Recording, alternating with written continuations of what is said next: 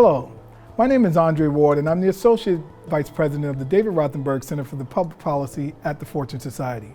And welcome to Both Sides of the Bars, a discussion-driven show that examines the legal system from various perspectives, including people most impacted by the criminal legal system.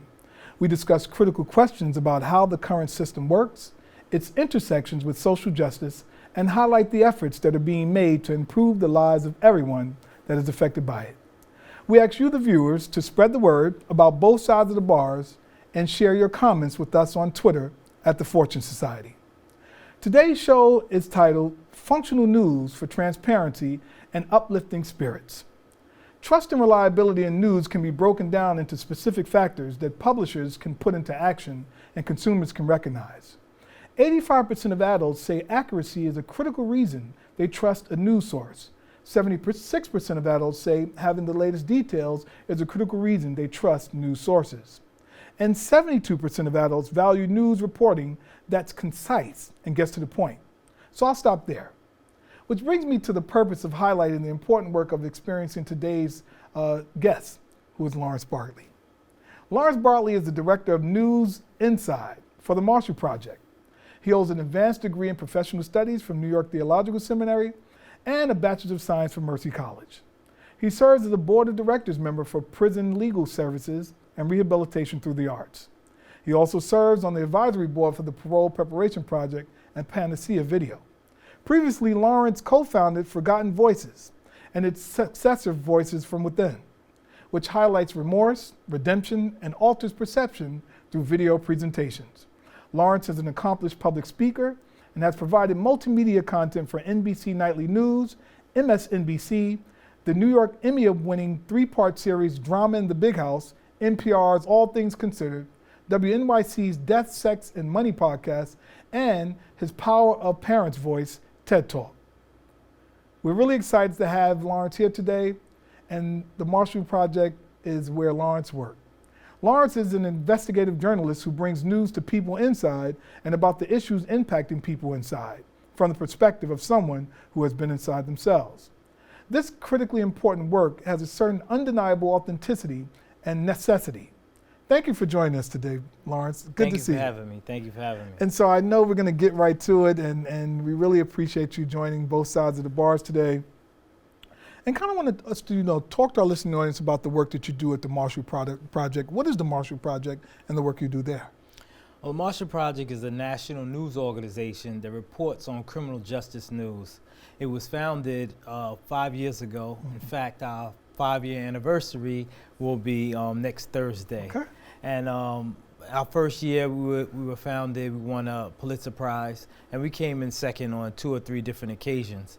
Mm-hmm. Right now, the Marshall Project, we publish text stories, we publish video stories as well.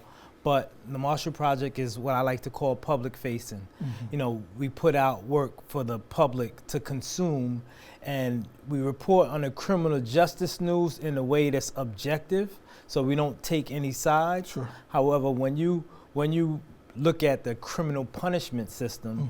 you will see that there's some ills. There's some things that many people think are abhorrent. And when you do that, you kind of charge people or call people to action. Sure. So what I do is News Inside, which is, it faces people who are incarcerated. Mm-hmm. I always like to say that the walls is not only meant to keep people in, right, but it's meant to keep information out. But I try to provide relative information that people can cling to because it's about them.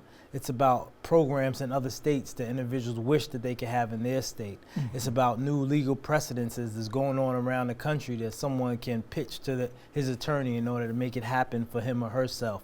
It's about good feeling stories. In the latest issue, we published a story by Kerry Blakinger when I believe the title is When I Got Out of Prison, mm-hmm. My Dog Remembered Me. Mm-hmm. Stories like that, feel-good stories that give people hope and inspiration so they could come out, feeling not down and trodden or attacked by the society, but people who are invested in themselves through their incarceration and come out to be productive members of society.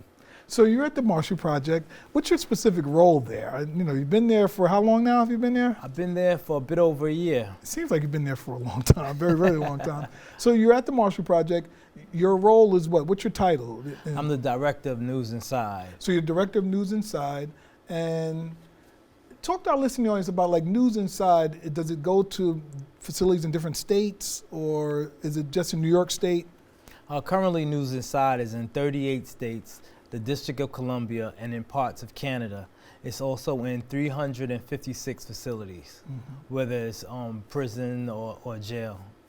And I'm sure you've gotten a lot of response from folk who are there, Definitely. tremendous amount, so much you probably can't even keep up with. Oh, definitely. But obviously it's really exciting to have it and important because now people get to understand what's happening in the world while they're inside. Absolutely, and I'm glad you mentioned that because I get letters all the time, and you're being so consumed with your work and being out here for, you know, I was formerly incarcerated myself. You know, I've been out for 18 months, and I stepped right into the workforce, and I have a family, so being consumed with that. But I try not to forget those individuals I left behind. Sure. And I certainly try not to forget individuals who are incarcerated, whom I never met. And my way of not forgetting is by producing News Inside. And I get reminded of everything people go through when they write me those letters telling me it. And it gets me charged up. And especially when they tell me that I'm doing a good job, or I would like to see this in the next issue. And if I'm able to do it, I feel like I'm meeting the people's needs, and I feel really, really proud of that. And I know, obviously, since Inside News, or News Inside as it's called, yes. Is really allowing for people inside to have access to it. What about the family members of those who are incarcerated? Do they too have access to it as well? Absolutely. Family members reach out to me all the time and asking me for copies of News Inside. Every time an issue is published, I publish a little note online launching the particular issue, and family members could look online, and there's always a PDF to each issue, and they could download it and read it. But altogether, the Marshall Project content is online for public consumption, free of charge, all the time. So family members can always access the Marshall Project website and read our stories. And we want to talk about, I mean, obviously you can give our listening audience and our viewers that information about the Marshall Project and how to access News Inside before we close. But it's really exciting, right? You have News Inside, you're at the Marshall Project, you're an amazing leader that's doing this work. Really excited about that. And you know, I know that there are a lot of things happening in New York City now. Absolutely. And by extension, New York State, particularly around one of the more hot button issues now, which is the closure of Rikers. Right. Talk to me about that. Like, what are your thoughts on the closure of Rikers? I mean, there was a lot of traction with it, but there were also a lot of detractors as well. So talk to our viewers about your thoughts on that. Well, it's an interesting phenomenon. Here is it, you know, Rikers Island, this jail that stood for a long time, and it's like it's been in New York for so long. And I remember growing up, people would talk about Rikers, and then you would see these you would see these individuals who lead these unions, correctional unions, talk about how unsafe it is on Rikers Island, and then I would see videos of guards abusing incarcerated people, and I would hear all these crazy stories, and finally it all culminates in them closing Rikers Island, and they have to get it down, the population down from 9,000 to 5,000 to do it.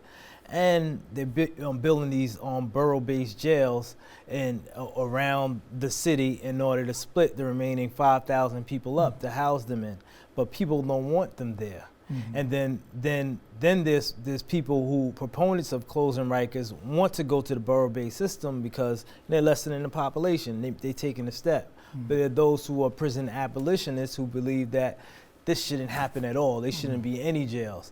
And you know, they're all working towards decreasing the population, but one believes the other one ain't going far enough and they're fighting. So I'm watching it from afar, and it's interesting, but my concern is for the people who are housed there.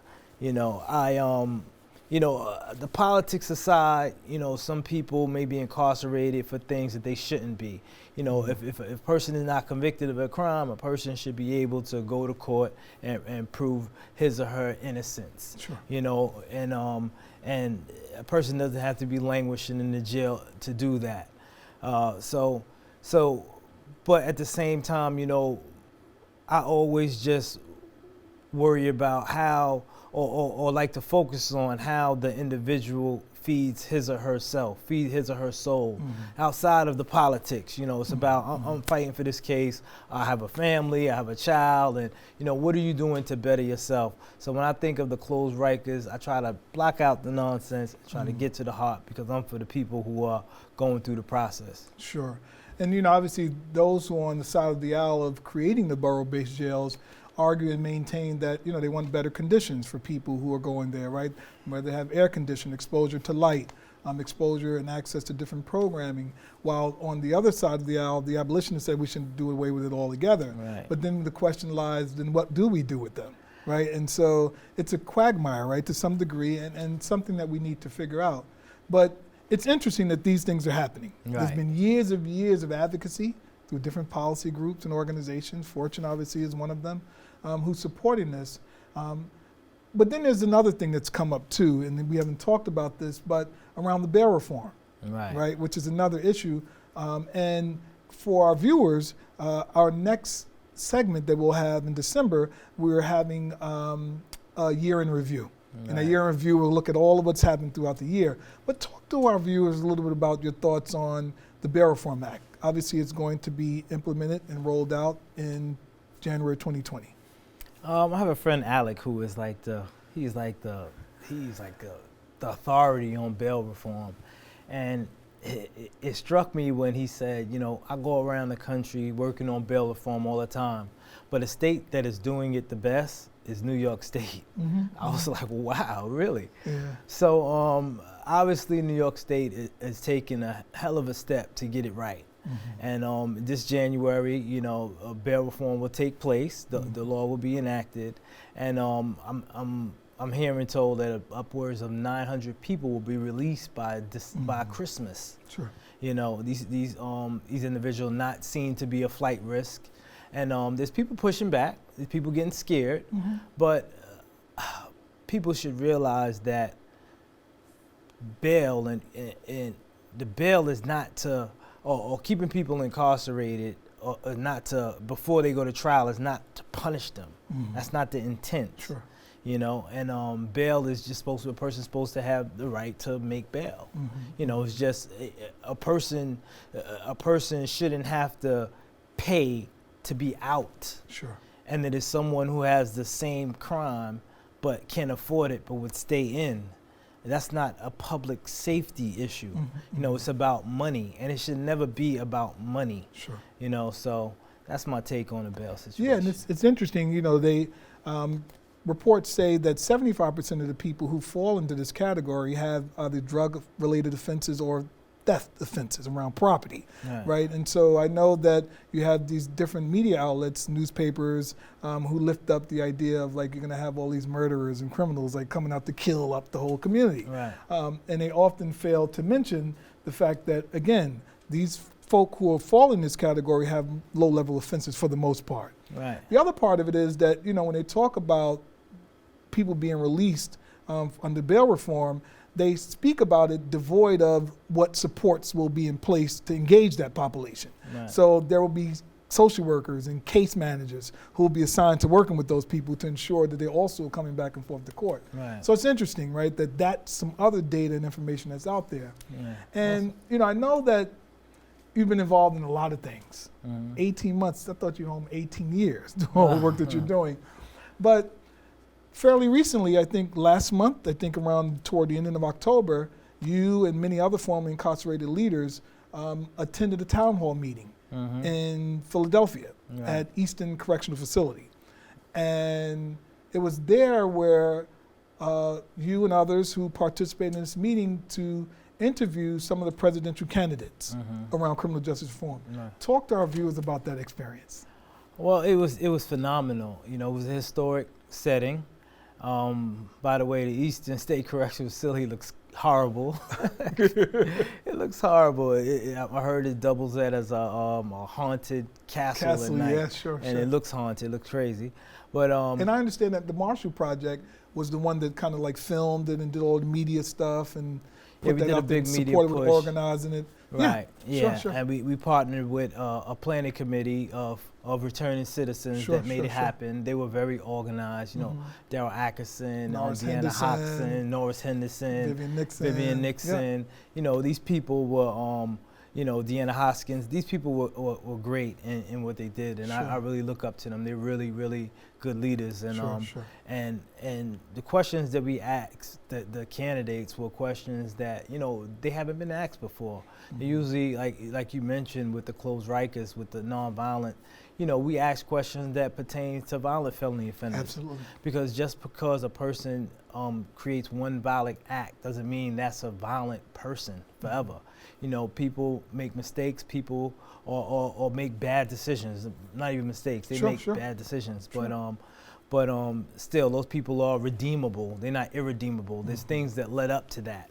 You have prisons in Germany and Norway that deal with what led them to commit the crime, not punish them for committing the crime. So I asked a question of Tom Steyer. I remember you asked the question. I saw you. Right. About, you know, because he worked on fighting against mandatory minimums, but what about putting a cap on maximum sentences? What about that? You know, they talk about, you know, cut 50 and cutting the prison populations by so much, but this can't be done without addressing violent felony offenders. You know, there's there are people who are incarcerated that are fed nothing but angst. When they're fed nothing but angst and they come out, that's why you see the recidivism rate is so high. But when you change the condition and you make people feel valued and part of the community, not just having housing issues when they get home, coming out with if you're lucky enough to get a master's degree, you get lowball with a $38,000 a year job, and you think you made it, but you still have to put food on the table. And you know, all these different obstacles that people have when they're getting loans and et cetera, and that's what will lead people to commit crimes. Then you got these technical violations for parole offenses, for traveling out of the state for work, and then you go back to prison, and that adds to the recidivism rate, and it's just a whole quagmire of things that lead people to come back that the public really don't understand. So these are the type of issues that the individuals who ran the town hall were asking of the presidential candidates, and those are real criminal justice issues. And it was just exciting to see you and so many others, Norris, Deanna, Vivian, and Atkinson. I always forget his last name, but Daryl. And so doing that kind of phenomenal work. So what are some of the things that you're doing now? What are some of the upcoming things that you're looking to do? The Marshall Project, like in your personal life. And we'll certainly have you back on both sides of the bars. But talk to our viewers about some of the things that you're looking to do now and what the Marshall Project is doing. Well, the Marshall Project is working with Slate in order to survey the incarcerated population. And what is Slate? Slate is a magazine, Slate magazine. Got it, okay. In order to get the take from the incarcerated population throughout the country on criminal justice issues. We just published a primer about all the criminal justice issues that the candidates, Democratic candidates, have stood on in the past year. So people who are incarcerated, they will see it in issue 3 of News Inside. They will see how these Democratic candidates really think about issues that either hold dear to them, which are mainly individuals who are locked up in the Bureau of Prisons, the BOP, which is only 180,000 people when you look at the nearly 2.3 million people incarcerated. But at the same time, we have a accompanying article about that cater to people who are incarcerated in the States, and that deals with issues that people really care about, like life without parole, or like I mentioned before, caps on maximum sentences, you know, merit time, you know, things that people really think about, things that incarcerated individuals can strive to work to, because they're not incentivized. They told that, you know, that you're worthless, and when you come out, there's no chance for you. I mean, what are you doing? I remember seeing a YouTube video of presidential candidate who's leading the race right now. Kamala? No, he's leading a Democratic candidate. Blanking on his Sanders? name. No, Obama's vice Biden. president. Joe Biden. Joe Biden. Mhm. I saw his talk about the super predators. When he mentioned the super predators, and he mentioned that, Which is language that comes from 1987, right? Around yeah, this is Giuliani era and others, right? exactly The stuff that fed the Central Park Fives being all that falsely stuff. arrested Exactly. and convicted. And he took credit. He basically took credit for it. He said America takes credit for creating the super predator for all these obstacles that I mentioned to you before, and it's their job to put these people away. Like, these people are redeemed. It was like saying that you created it, but put these people away. And you know, when we working on like putting together true factual pieces that people can read and dissect it and discern was fact from fiction, and so people could do with it what they want. We're not asking people to take a position or another, but we just giving them truthful information that they can use. And, you know, interesting, circling back to the town hall meeting at Eastern Correctional Facility, of all the presidential candidates, only 3 of them showed up for this meeting, right? I think Kamala Harris, Tom Steyer, and Cory Booker. Cory Booker, yes. Which is really interesting, right? Because you have maybe some Democratic candidates who are also seeking to get this higher seat in government, yet they weren't involved in that meeting. Like, what are your thoughts on that? Well, when I think of it, I think of having conversations with people in the community and people when they were incarcerated. They would say, I'm not going to vote. What am I going to vote for? They're just going to do what they want anyway, or if I do vote, they're going to fix the elections and my vote is not going to count. And I don't know if that's fact or fiction there, but I just know if people don't vote, or if our voice is not even being counted, then you have candidates who don't want to listen to us anymore. Just recently, nearly 37,000 people in Louisiana got their right back to vote. So some of those, we did a story about some of those individuals saying, I'm not going to vote. For what? You know, but then some of them be like, I've been waiting to vote all my life. This is my civil duty. It's my right. It's part of me being free, and I want to vote. So when people like that who have criminal convictions get up and stand up and say they want to vote, then you have presidential town hall meetings where it's going to be packed. All the candidates are going to be banging on the door to be there. Sure. Lawrence, it's such a pleasure for you joining us today. How can our viewers get in contact with the Marshall Project, find out more about News Inside? What do they need to do in order to get access? You need to go on our site at www.themarshallproject.org, and there you will get so much relevant, real news about the criminal justice system. You will be sure to be educated. All our writers, I like to brag about them a lot. They're award-winning writers. You know, we have some superstars in there. It's like a job of my dreams, because I'm working with like some of the Avengers. You know, they're in there, they go in the weeds, they travel all across the country, they're from across the country. We have reporters in Oklahoma, DC, California, Louisiana, New York, and they're doing some good work, man. And I think if you all go on the website, you'll really appreciate the stuff that you see there. Good. Thank you so much, Lawrence. I'm sure we'll see you back here on both sides of the bars at some point. Call me, I'm here. Really appreciate that. And we're just really excited. You know, both sides of the bars is really here to allow our viewing audience to understand the perspective of others as it relates to criminal justice reform, and how we can best advance and amplify the issues that are meaningful to the population that we serve. I know you and I were incarcerated together when we were adolescents, when we were teenagers, and now here we are. Here we are, right, together, representing this really powerful work, and just so many leaders that are out there in the world, so many formerly incarcerated leaders, and we're just really excited. I think that at some point we'll make sure that, you know, even if you have some of your colleagues from the Marshall Project would like to join you next time we have you on the show, we welcome that as well. Any closing thoughts for our viewers? I would just say, I appreciate the time and I appreciate what you're doing and the Fortune Society is doing, because I see many of my friends like Brent, like Ralph, and like Kev. I see all of them at the Fortune Society lately posted on Instagram, and I see hope in their eyes. And I'm a proponent of hope. And if the Fortune Society is giving my fellas that hope, man, then I'm for the Fortune Society. So I appreciate it and thank you. Absolutely, we appreciate that too. In closing, this has been, a thought-provoking discussion. And we want to thank, you for joining us, Lawrence, and thank you to the viewers for tuning in.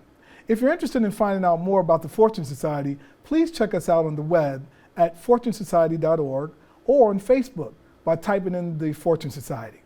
This is Andre Ward, and I appreciate you joining us as we critically look at both sides of the bars.